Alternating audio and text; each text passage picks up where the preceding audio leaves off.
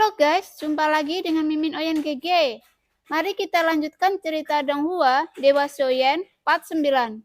Ayo langsung aja kita ke alurnya.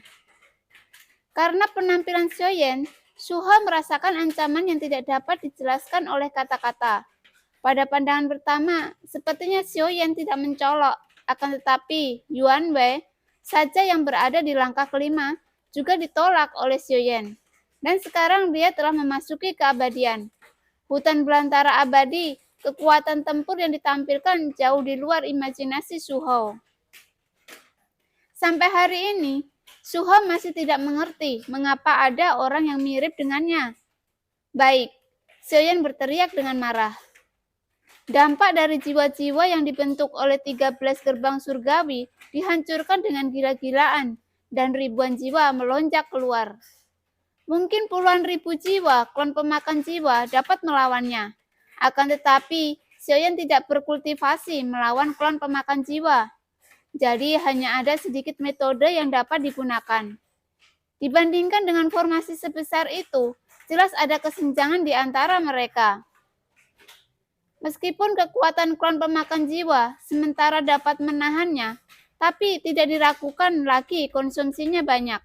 Xiaoyan tidak ingin menyanyiakan kekuatan klon pelahap jiwa di sini. Tunggu sebentar. Mata anjing itu memiliki wawasan tentang formasi yang dibangun oleh pria itu. Apa yang dilakukannya saat ini tidak hanya retak, tetapi juga memahami dan memperbaiki formasi itu. Xiaoyan tidak berdaya dan hanya bisa terus mendukungnya. Untungnya, kekuatan klon pemakan jiwa dari ribuan jiwa juga cukup kuat. Sama seperti cahaya biru, mata anjing itu tersapu. Kecepatan rotasi dari 13 gerbang surgawi mulai melambat, dan gerbang ke-14 muncul dan mulai memadat. Adegan yang tiba-tiba ini juga menyebabkan pupil pria itu menyusut. Segera setelah itu, jalur ke-15 dan ke-16 terus mengembun. Dan pada saat ini, pria itu menemukan bahwa dia secara bertahap kehilangan kendali atas formasi. Tetapi jelas, formasi besar yang dia atur seolah-olah ada tangan besar yang datang darinya dan mengambil kendali dari tangan pria itu. Karena dia sudah merasa bahwa kekuatan jiwanya tidak dapat terus mengalir ke dalam formasi besar itu, dan jumlah formasi gerbang surga masih meningkat sampai pada 24 gerbang. Dan tiba-tiba formasi besar meledak tak terbayangkan, dan membuat tekanan kekuatan semacam ini membuat pikiran pria itu tiba-tiba tegang. Pada saat ini, dia benar-benar kehilangan kendali atas formasi. Pada saat ini, ketika 24 gerbang surga mengembun, tampaknya telah mengalami perubahan kualitatif dan kelelahan di bawahnya. Saat ketika 24 gerbang surgawi mengembun, mereka tidak lagi disebut gerbang surgawi, tetapi harus disebut gerbang abadi. Yang merubah formasi ini adalah mata anjing. Apa yang dia katakan di mulutnya adalah 24 gerbang abadi di langit. Melihat tidak ada puih, ini adalah penampilan sebenarnya dari formasi ini. Suara bangga dari mata anjing itu keluar perlahan, dan lelaki itu terkejut dan matanya bersinar tanpa batas. Orang yang membunuh 1000 pisau, formasi ini diserahkan kepadamu. Setelah Goyan selesai berbicara, dia memandang Xiaoyan. Xiaoyan tidak pandai dalam formasi, ini terlalu cepat dan sulit untuk tampil dalam pertempuran yang sebenarnya. Tentu saja, Xiaoyan juga merasakan kekuatan formasi ini, dan tidak menolak untuk mengangguk sedikit. Tetapi kekuatan jiwa di alam dewa secara alami tidak dapat mendukung konsumsinya yang besar. Terus pelit dengan kekuatan klon pemakan jiwa ribuan jiwa. Bahkan jika itu adalah pikiran, kekuatan agung klon pemakan jiwa sebenarnya adalah kekuatan jiwa yang dibawa oleh jiwa yang mati, dan itu adalah kekuatan jiwa itu sendiri. Saat Xiaoyan menerima formasi ini dari mata anjing, Xiaoyan merasakan kekuatan dari formasi ini, dan dalam sekejap dia menghabiskan kekuatan jiwa yang agung. Untungnya, klon pemakan jiwa Xiaoyan jarang menggunakannya. Kekuatan klon pemakan jiwa dari ribuan jiwa masih dalam keadaan melimpahan. Dengan cara ini, Xiaoyan tidak begitu tertekan. Lagi pula, konsumsi kekuatan pemakan jiwa setara dengan memakan jutaan jiwa. Kekuatan klon pemakan jiwa hanya akan digunakan semakin sedikit. Ini juga tempat jahat pemakan jiwa yang membutuhkan sejumlah besar jiwa yang mati untuk diisi kembali. Xiaoyan tidak bisa membunuh tanpa pandang bulu karena kekuatan klon pemakan jiwa. Bahkan jika dia membutuhkan kekuatan, Xiaoyan memiliki garis bawah yang harus dia patuhi. Dia tidak takut membunuh, tetapi dia tidak akan membunuh orang yang tidak bersalah tanpa pandang bulu. Oleh karena itu, efek yang lebih besar dari klon pemakan jiwa pasti akan ada di medan perang di masa depan, tapi tidak untuk sekarang. Jadi Xiaoyan jarang menggunakan klon pemakan jiwa dan hampir selalu menggunakannya untuk menampilkan sayap dewa bela diri. Tetapi konsumsi sayap dewa bela diri lebih alami daripada formasi semacam ini.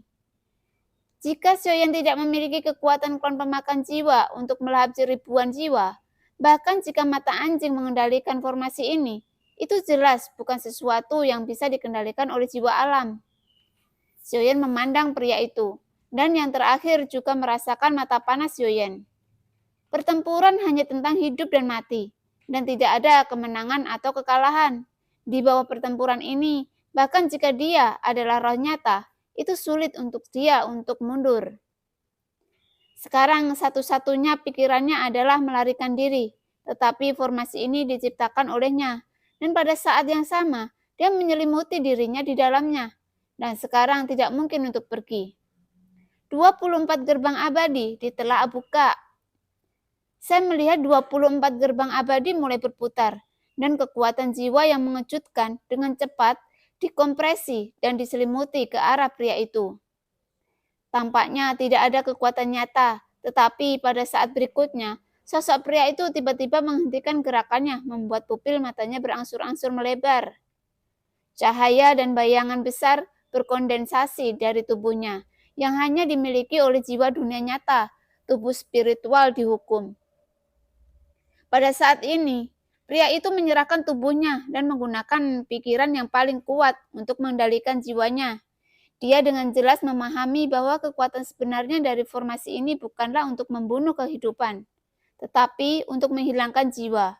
Membuat tubuh jiwa, meski masih abadi, sebenarnya merupakan jalan kematian yang lain. Tubuh spiritual pria itu memancarkan kekuatan jiwa yang tak tertandingi dan kuat. Kekuatan ini telah melampaui avatar pemakan jiwa yang saat ini memiliki puluhan juta jiwa dibandingkan dengan jiwa alam nyata. Avatar pemakan jiwa memiliki puluhan juta jiwa, itu hanya kekuatan pinjaman. Dibandingkan dengan dunia nyata, yang kuat itu sendiri, ada perbedaan mendasar antara keduanya. Apakah ini ruang kosong? Xiaoyan bergumam dengan suara rendah. Meskipun dia berada di atas angin saat ini, dia masih menghela napas pada ruang kosong yang kuat dari pria itu. Kecepatan rotasi 24 gerbang abadi Dutian semakin cepat, dan tekanan spiritual yang meletus darinya bahkan lebih menakjubkan. Saya melihat tubuh spiritual pria itu menunjukkan rasa sakit, dan dia hanya bisa menahan saat ini.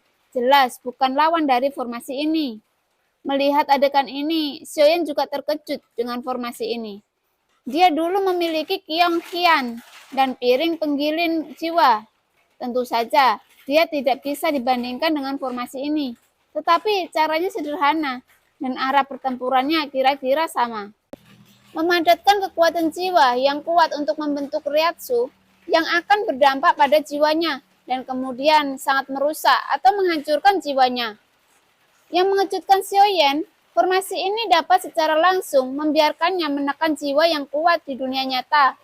Xiaoyan, yang tidak terlalu tertarik dengan formasi aslinya, tiba-tiba merasa bahwa 24 gerbang abadi surgawi adalah metode yang baik. Tentu saja, premisnya adalah bahwa kekuatan jiwa dewa juga dapat mencapai dunia nyata di masa depan.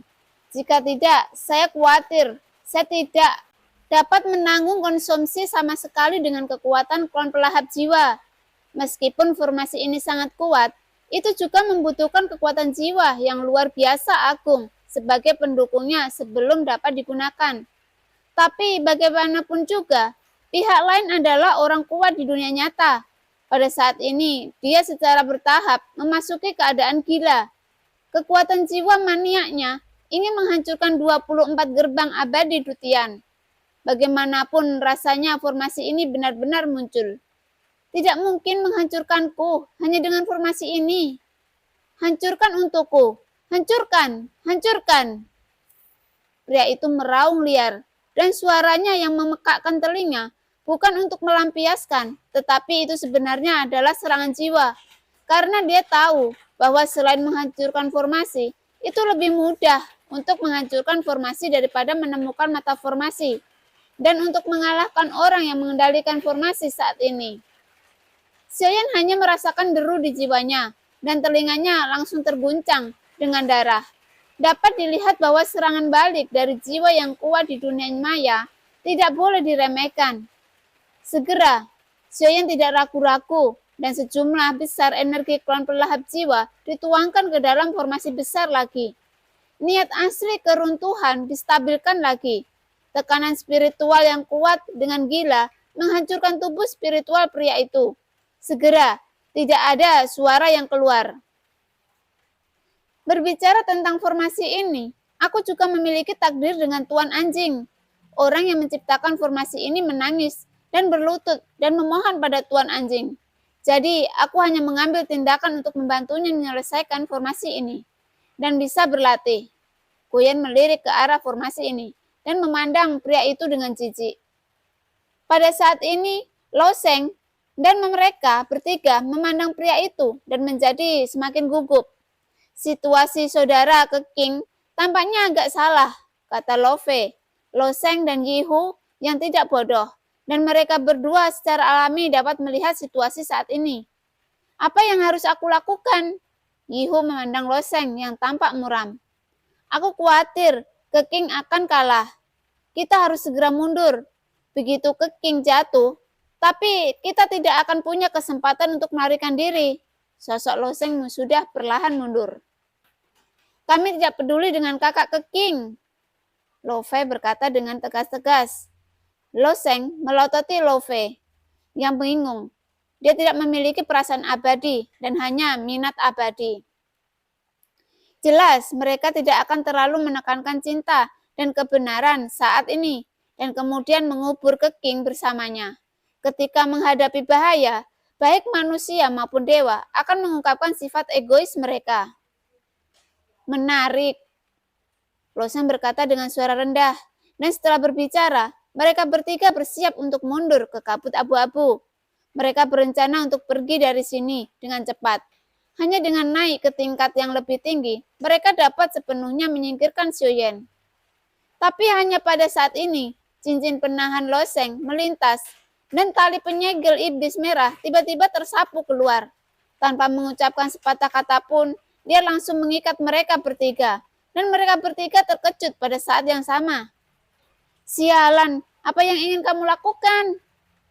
Jika kamu tidak ingin dikendalikan olehku, dan kamu ingin pergi, aku tidak mampu memprovokasimu, dan aku tidak bisa bersembunyi.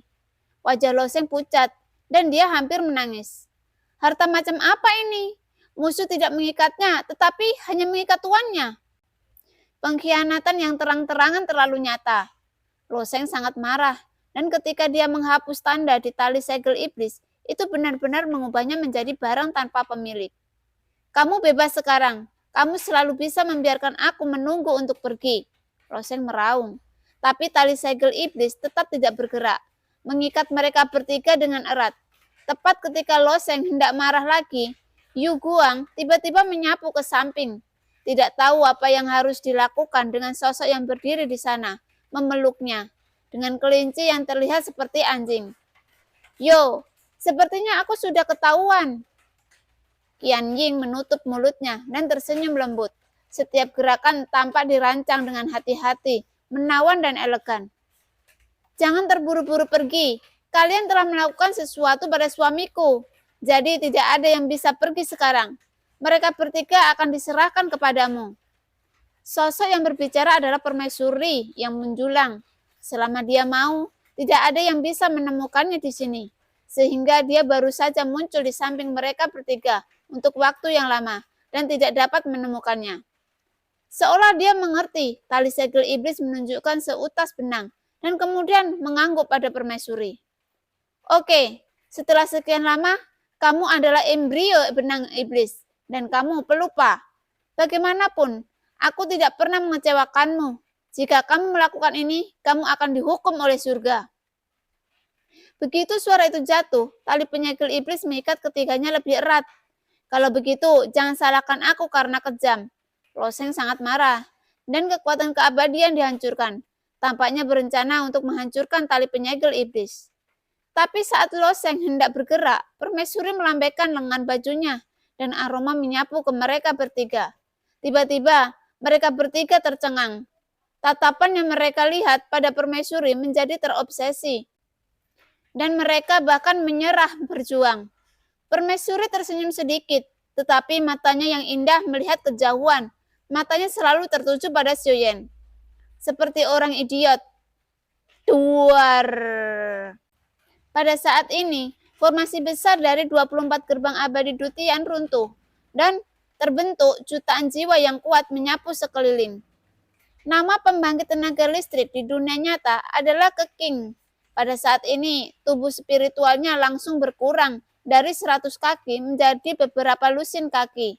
Jelas, untuk memecahkan formasi ini, dia membayar harga yang mahal. Sesaat setelah memecahkan formasi, Keking membuka matanya, dan darah di bola mata berlumuran darah tanpa ragu sedikit pun. Bola cahaya abu-abu muncul di tangannya. Bahkan jika dihancurkan, seluruh sekitarnya langsung tertutup oleh asap tebal. Keking dikalahkan. Dia berencana untuk melarikan diri. Tali iblis kecil, pergi. Ikat orang yang ingin melarikan diri. Permaisuri berkata dengan lembut. Dadanya bergelombang, mengenakan congsam yang sedikit ketat, dengan pinggang tipis dan pinggul pundar, dan sosok berbentuk buah pir dan berdaging. Bisa menjadi dikatakan yang terbaik dari yang terbaik. Ini luar biasa. Suara lembut itu jatuh, dan tali segel iblis tidak ragu sama sekali, dan segera melarikan diri. Setelah asap tebal menghilang, Keking terlihat berjuang dengan panik, dan tali segel iblis di tubuhnya mengikatnya dengan erat, membuatnya sulit untuk dia untuk pindah. Melihat ini, Xiaoyan mengangkat alisnya sedikit, dan sedikit terkejut ketika dia melihat tali penyegel iblis yang mengikat Keking. Dia tidak menyangka benda ini begitu kuat, bahkan bisa membatasi keabadian. Tidak heran, Longseng sangat kuat. Penuh percaya diri di dalamnya, tali segel iblis ini tampaknya memiliki kesadarannya sendiri dan benar-benar di luar kendalinya. Ketika Xiaoyan melihat permaisuri, dia mengerti bahwa ini pasti yang dilakukan permaisuri. Setiap kali permaisuri menghilang tanpa alasan, dia juga muncul ketika dia seharusnya menemani Xiaoyan. Tapi setiap kali Xiaoyan melihatnya, mata Xiaoyan seakan berbinar, karena setelah menghilang, dia akan berubah menjadi satu set pakaian baru, dengan berbagai gaya dan gaya, yang mengingatkan Xiaoyan pada beberapa istrinya. Mungkin wanita memiliki referensi ini. Xiaoyan berpikir dalam hati, matanya dengan cepat mengalihkan pandangannya, dan dia tidak bisa menahan diri lagi. Itu terlalu menggoda. Aku tahu permaisuri melakukannya dengan sengaja, tapi mau tak mau aku melihatnya. Segera, Xiaoyan datang ke King yang diikat tali segel iblis, dan dia terlihat murung. Itu memang memiliki sedikit keberanian untuk menghancurkan formasi. Dia tidak ragu-ragu untuk meledakkan dirinya sendiri. Aku khawatir akan sangat sulit untuk pulih dari ini kan? Xiaoyan berkata perlahan, dan Keking menyeringai ketika dia mendengar kata-kata itu. Itu lebih baik daripada mati di sini, ketika idiot ini akhirnya kalah di tangan mereka sendiri. Keking melihat dengan marah. Jelas dia mengenali tali iblis Loseng, dan dia memiliki kesempatan untuk melarikan diri, tetapi terjebak oleh tali membuatnya sangat tidak mau.